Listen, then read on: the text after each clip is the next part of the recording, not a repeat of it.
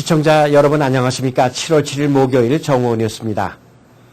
평창이 6일 남아공 더반에서 열린 국제올림픽위원회 2018년 동계올림픽 개최지 1차 투표에서 총 95표 중 무려 63표를 확보해 경쟁 후보 도시인 뮌헨과 안시를 크게 따돌리고 개최지로 선정됐습니다.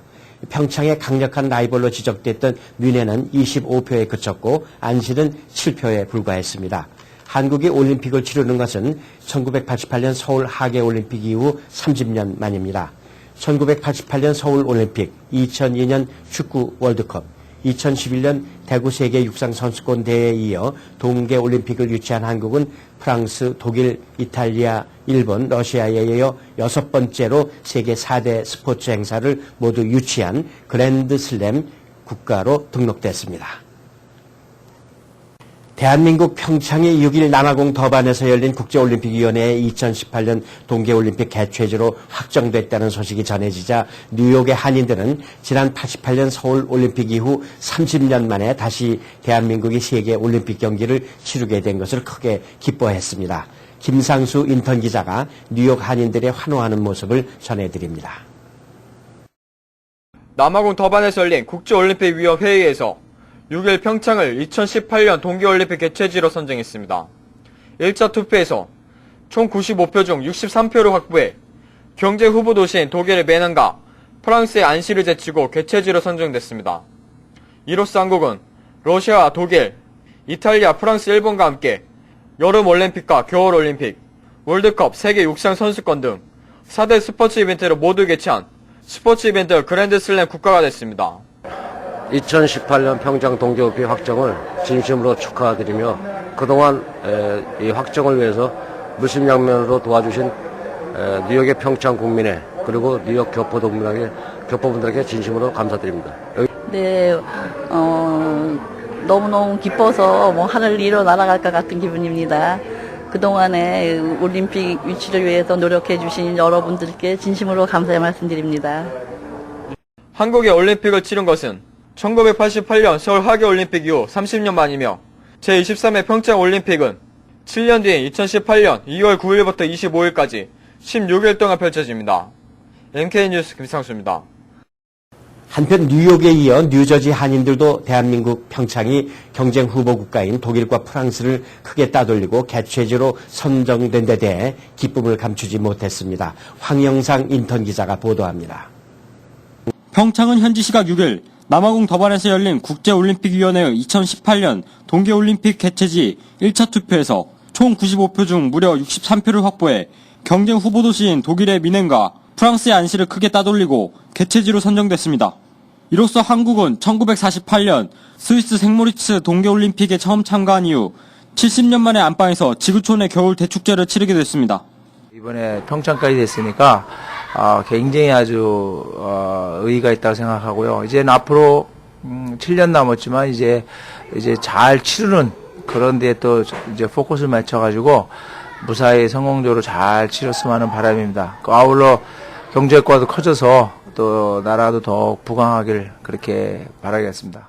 이번 평창 올림픽 된 것을 아주 진짜 기쁘게 생각하고요.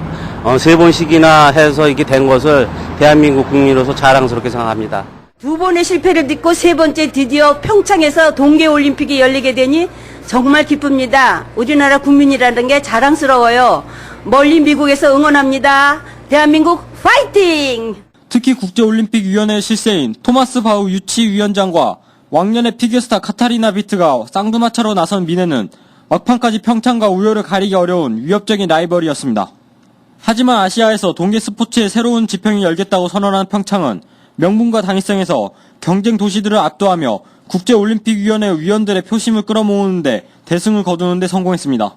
우리나라가 올림픽을 치르는 것은 1988년 서울 하계올림픽 이후 30년 만입니다. 또한 이번 제23회 평창 동계올림픽은 7년 뒤인 2018년 2월 9일부터 25일까지 16일 동안 펼쳐집니다. KNN 뉴스 황영상입니다. 독립기념일 연휴였던 지난 주말부터 낮 최고 온도가 섭씨 35도까지 올라가며 한여름의 폭염이 기승을 부리고 있습니다. 햇볕이 강하게 내렸기에 바깥에서의 야외 활동에 주의가 요구됩니다. 무더위를 극복할 수 있는 슬기로운 방법을 주혜진 인턴 기자가 살펴봤습니다. 지난 3일 오전 잠깐 비가 내렸지만 비가 그치면서 태양은 한층 더 강렬해졌습니다. 6일 낮 최고 기온이 섭씨 33도까지 올라가는 등 한여름의 무더위가 계속되고 있습니다. 기온도 높지만 햇볕이 강하게 내리쬐 선글라스 없이 야외에서 눈을 뜨기가 쉽지 않을 정도입니다. 야외에서 장기간 활동하게 될 경우 일사병에 걸릴 위험이 있어 주의가 요구됩니다. 시민들로부터 저마다 무더위를 이겨낼 수 있는 다양한 방법을 들어봤습니다. I know about the weather is very hot today, and the only way you can cool off is good air condition, or loose clothing, or drink some ice water. 오늘 되게 더운데요. 저희는 잘 때 얼음팩을 목에다가 수건 싸가지고 자면 밤에 잠이 잘 와요.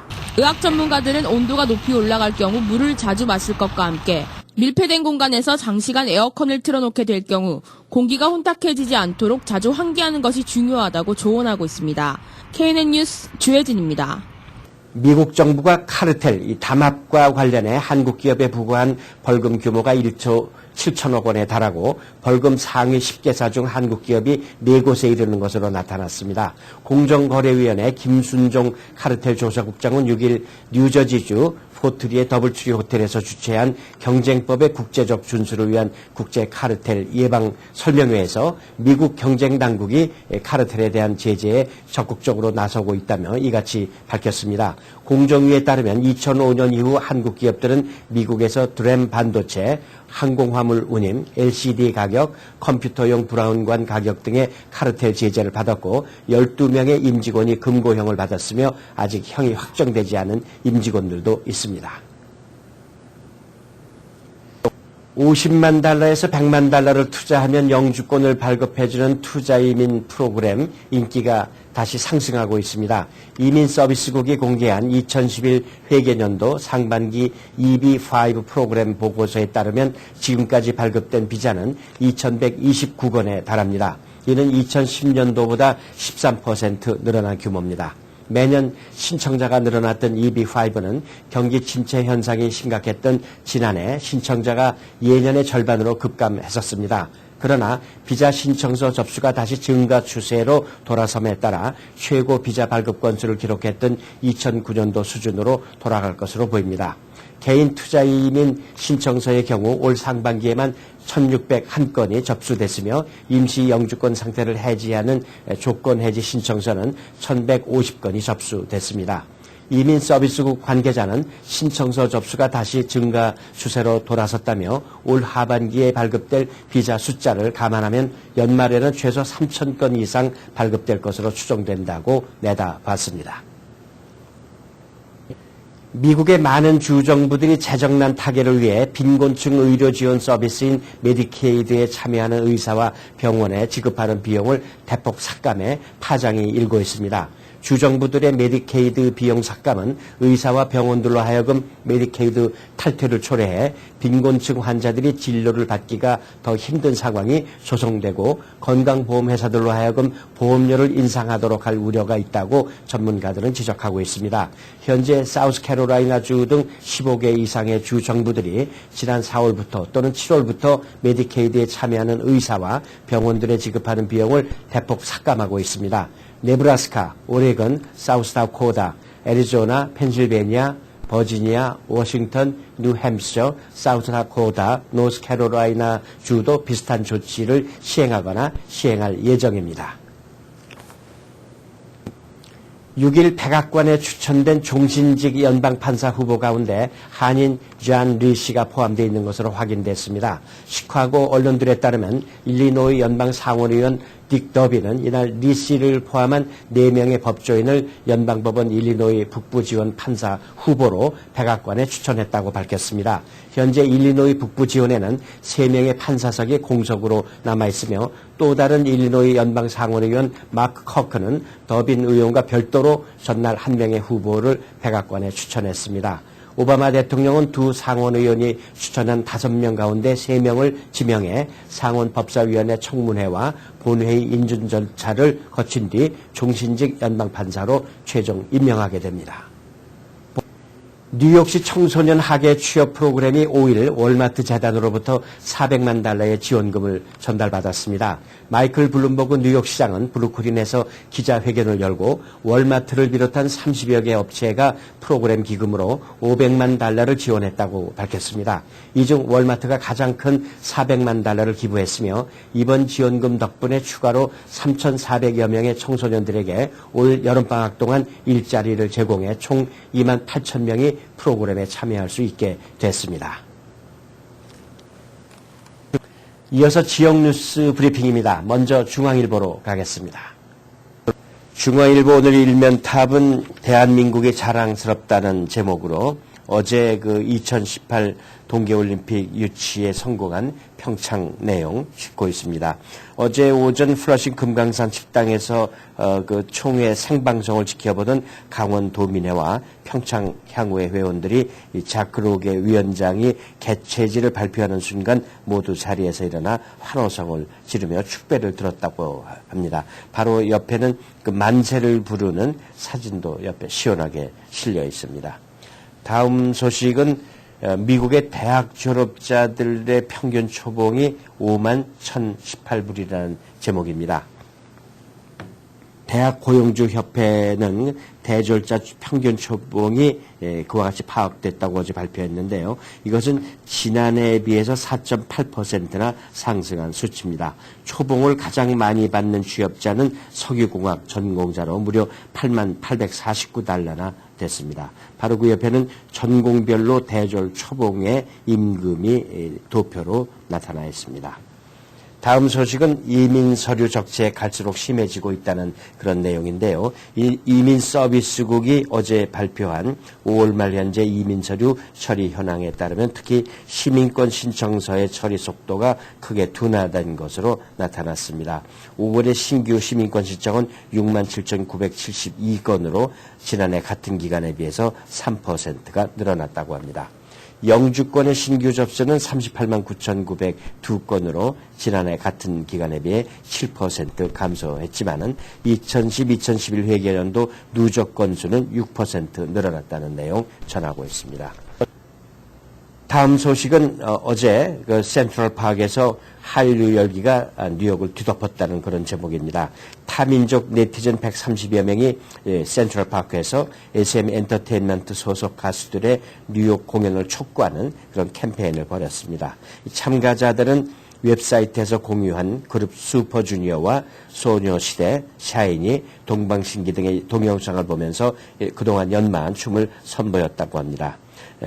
플래시몹 행사를 준비해온 이들인데요. 플래시몹은 불특정 다수가 한 가지 주제로 모이는 깜짝 집회를 말하죠. 엊그제는 그 불란서에서 열렸던 것이 이 뉴욕으로 수입이 된 것 같습니다.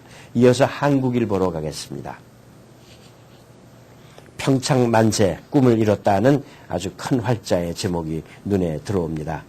동계올림픽 유치 축제 분위기를 전하고 있는데요. 강원도민회 100여 명이 어제 금강산에서 모여서 축하연을 열었던 그런 내용이고 옆에는 또 시원스럽게 만세를 부르는 서로 마주 서서 만세를 부르는 그런 사진도 싣고 있습니다. 다음 기사는 이민 신청 퇴짜가 갑자기 감소했다. 그런 제목입니다. 연방이민귀화국이 7일 공개한 이민 신청서 현황에 따르면 5월 한 달 동안 이민 청원서와 영주권 신청서, 워크퍼밋 신청서 등 주요 그 신청서들 가운데 부적합 판결을 받은 서류는 36,077건으로 지난 1년 내 가장 낮은 기각 건수를 기록했다고 합니다. 바로 옆에는 이민 신청서 현황이 도표로 나타나 있습니다. 다음 소식은 그 자원봉사로 알찬 여름을 보내고자 하는 청소년들의 이야기입니다. 뉴욕 한국일보와 뉴욕 한인봉사센터가 공동 주최하는 2010 청소년 학예 자원봉사 프로젝트 YCAP이라고 그렇게 줄여서 부르는군요. 오리엔테이션을 했고 7주간의 일정에 돌입했습니다. 올해 YCAP에 참가한 90여 명의 참가자들은 8월 19일까지 한인단체를 포함한 21개 비영리 기관에서 다양한 자원봉사를 펼치게 됩니다. 사진도 곁들였습니다. 마지막 소식은 어제 그 15기 뉴욕 평통이 본격 활동에 돌입한 내용입니다. 부회장 5명, 분과위원장 12명 등 새 임원진을 발표했는데요. 부회장에는 박태식, 윤용상, 민대기, 박기효, 김은숙 씨 등 5명이 선임됐고 업무지원팀에는 이윤희 간사, 송정훈 재무, 정경련 의정 등 9명이 각각 임명됐습니다. 사진도 함께 실었습니다. 이어서 한인사회 행사 안내입니다. 한인사회 행사 안내입니다. 뉴욕 한인회가 오는 7월 11일부터 8월 22일까지 총 6주간 2011년 뉴욕 한인회 SAT 장학 강좌를 실시합니다. 수업료는 무료이며 등록은 7월 7일까지입니다. 많은 한인 여러분들의 관심과 참여 바랍니다. 면허교육의 명문 버겐학교에서 부동산과 보험 과정을 모집합니다. 부동산 에이전트와 브로커반은 7월 11일 개강이며 선착순 마감합니다. 월요일부터 목요일까지 오전 2시간 동안 한 달 강의로 자격증을 취득하실 수 있습니다. 생명건강보험, 주택자동차보험반도 매주 토요일에 있습니다. 문의는 201-313-9800으로 하시면 됩니다. 예사모 문화센터에서 회원을 모집합니다. 그림의 기초부터 작품 전시까지 도와드리며 서양화, 동양화, 민화, 조각, 초상화 등 다양한 클래스를 8주 코스로 일주일에 한 번씩의 만남으로 한 작품씩 끝내실 수 있습니다. 자신있게 작품에 도전할 기회를 만들어드리며 스스로 작품을 만들 수 있다는 자신감도 갖게 됩니다. 또한 유스를 위한 썸머 아트 캠프가 준비되어 있습니다. 자세한 문의는 201-947-5617 사라미술학원 예사모 사무실로 문의 바랍니다. 뉴욕 한국문화원은 미래 미국 사회의 주역이 될 현지 어린이 및 청소년들을 대상으로 한국 문화에 대한 친밀감과 이해도를 높이고자 뉴욕시 K12 공립학교에서 한국 전통 공연 시연 및 워크숍을 선보이는 Spotlight Korea Exploring Music and Dance 프로그램을 개최할 예정입니다. 현재 이번 프로그램을 위한 국악도는 한국 전통무용 부문의 시연과 영어 강의 및 학생들과의 워크숍 진행이 가능한 예술 강사 개인 또는 단체를 모집합니다. 접수 마감은 7월 22일까지며 뉴욕 한국문화원으로 접수하시면 됩니다. 오는 11월 색스폰 정기 연주회를 위한 단원을 모집합니다. 모집 대상은 색스폰 소지자로 기본적인 악보를 볼 줄 아는 사람을 대상으로 합니다. 모임은 매주 화요일 7시 30분 베이사이드 우드원 음악원에서 열립니다. 뉴저지 한인 태권도협회에서는 내달 14일 티넥 메리어트 호텔에서 제92회 전국체전 미주대표 선발전을 개최합니다. 자세한 문의는 뉴저지 한인 태권도협회로 문의 가능합니다. 오늘의 추천 도서 힘내라 청춘입니다. 이 책은 여러 베스트셀러를 통해 대중들의 다양한 인생 고민에 대한 명쾌한 해법을 들려주었던 법륜 스님이 직접 군부대에서 진행한 강연의 내용을 모아서 묶은 책입니다.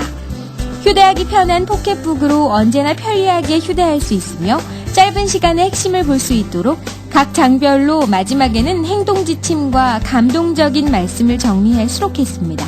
9가지의 사례를 통해 연애, 진로, 관계 문제의 비법을 제시합니다. 한인사회 행사 안내는 여러분과 함께하는 코너입니다. 내가 속한 작은 모임부터 비영리단체, 봉사단체, 문화, 교육, 예술단체 등 다양한 모임의 소식을 기다리고 있습니다. 사진과 함께 방송하고자 하는 내용을 이메일 또는 팩스로 보내주시면 선별의 한인사회 행사 안내 코너를 통해 방송해드립니다. 자세한 사항은 MKTV KNN 방송 보도국으로 연락 바랍니다. 이어서 시사 칼럼입니다. 시청자 여러분 안녕하십니까? 미국에서는 엔타이트러스트로 독점금지법 또는 반독점법이라고 해야 쉽게 들리고 한국에서는 독일식으로 카르텔 규제라고 부릅니다만 어쨌든 그 국제통상에 있어서의 부당한 공동행위를 예방하기 위한 한국 정부의 설명회가 어제 뉴저지 더블트리 호텔에서 열렸습니다. 한국의 공정거래위원회가 주최하고 뉴욕의 한국무역협회가 주관한 어제 그 세미나에는 뉴욕에 진출해 있는 삼성, SK, LG, 한진, 두산, 현대 등 50여 개 대기업 임직원들과 또 담당 관계 그 법률인 등 100여 명이 참석해서 경청하는 모습을 보였습니다.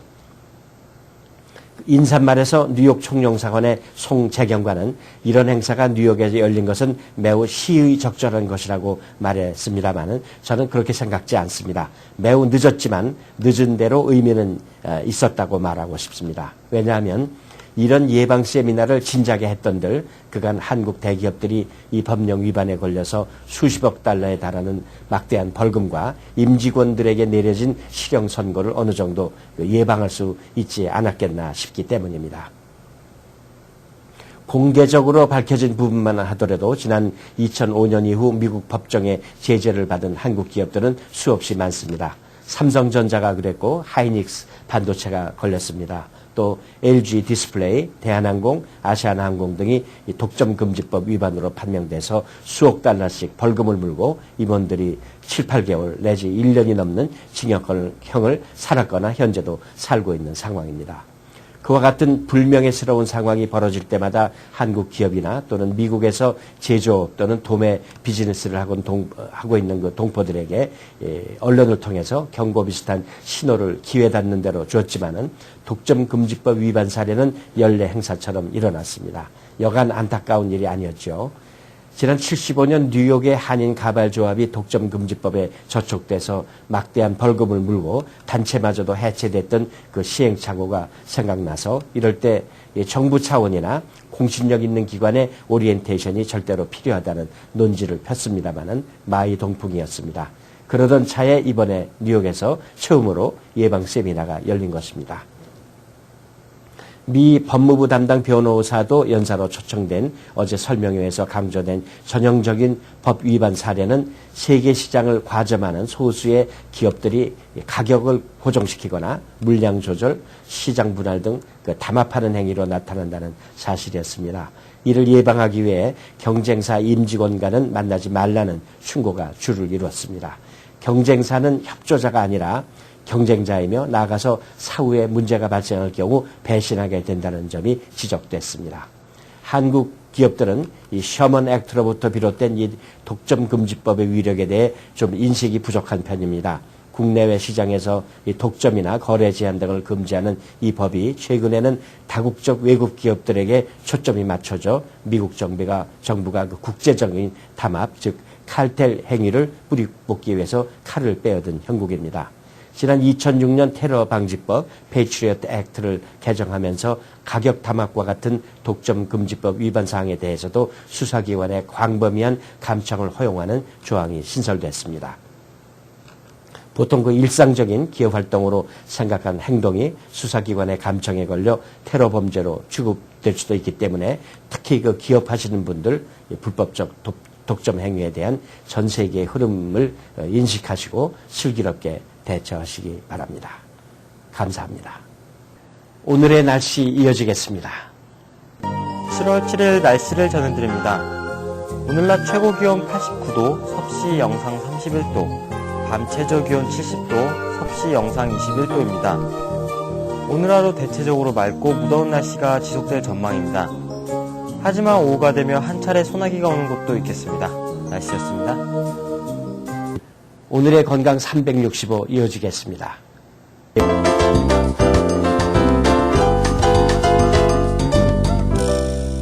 오늘 이 시간에는 김치갑 원장님께서 근막 통증 증후군에 대해 알려주십니다. 근육이 심하게 뭉치게 되면 딱딱한 근육 결절이 생기거나 또 띠처럼 근육이 뭉치기도 합니다. 의사가 만져보면 동글동글하게 만져지거나 띠처럼 근육 뭉친 것이 길게 만져지기도 합니다. 또 이 트리거 포인트 그 자체도 아프지만 또 그 뭉친 부위에서 다른 신체 부위로 통증이 번져나가서 광범한 부위가 아프게 됩니다. 트리거 포인트가 가장 많이 오는 근육은 트라페지우스라는 근육입니다. 목이 아플 때 어깨까지 아픈 경우가 많은 이유입니다. 그 위에 수프라스피나투스라는 근육, 또 SCM이라는 근육, 롬보이드 등이 상체에서 많이 오는 근육들입니다. 또 허리에서는 글루테우스 미디우스, 미니무스, 멀티비두스 같이 그런 근육에서 많이 옵니다. 그 위에 상층부 목의 근육이 뭉치면 뒷머리가 아파지고 또 앞가슴의 근육이 뭉치면 심장마비와 흡사한 통증이 옵니다. 또 아주 심한 트리거 포인트는 크기도 클 뿐 아니라 딱딱하기가 돌처럼 심하게 뭉치는 경우도 많습니다. 여기서 7월 7일 목요일 정오 뉴스 모두 마치겠습니다. 시청해주신 여러분 감사합니다.